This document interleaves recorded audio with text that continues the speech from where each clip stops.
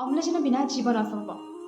ଅମ୍ଳଜାନ ନ ମିଳିଲେ ମାତ୍ର 4ରୁ 6 ମିନିଟ୍ ଭିତରେ ଜଣେ ଲୋକର ମୃତ୍ୟୁ ହୋଇଥାଏ। ଏଥିରୁ ହିଁ ଜଣାପଡ଼ୁଛି ଅମ୍ଳଜାନ ଗୋଟେ ଲୋକ ପାଇଁ କେତେ ଆବଶ୍ୟକ। ଆଉ ଏହି ଅମୂଲ୍ୟ ସମ୍ପଦ ଆମକୁ ଗଛ ଯୋଗାଇଥାଏ। କେବଳ ଯେ ଅମ୍ଳଜାନ ତାହା ନୁହେଁ, ଖାଦ୍ୟ, ବସ୍ତ୍ର ଓ ବାସଗୃହ ଠାରୁ ଆରମ୍ଭ କରି ସବୁ କିଛି ଗଛ ପ୍ରତ୍ୟକ୍ଷ ବା ପରୋକ୍ଷ ଭାବେ ଦେଇଥାଏ।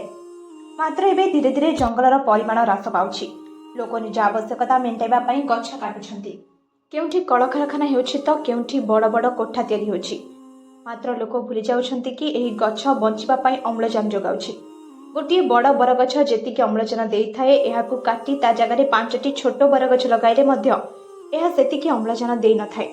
ଏଥିପାଇଁ ଦୀର୍ଘ ବର୍ଷ ଅପେକ୍ଷା କରିବାକୁ ପଡ଼େ। ଏଣୁ ଗଛ ଲଗାଇବା ସହ ଗଛ ନ କାଟିବା ଉପରେ ଧ୍ୟାନ ଦେବା ଦରକାର। ତେବେ ଯାଇ ବନ ମହୋତ୍ସବ ଉତ୍ସବର ଉଦ୍ଦେଶ୍ୟ ସଫଳ ହେବ।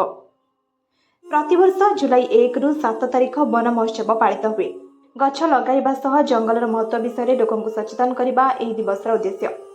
ପ୍ରକୃତରେ ଗଛ ବିନା ଜୀବନ ପ୍ରାୟତଃ ଅସମ୍ଭବ।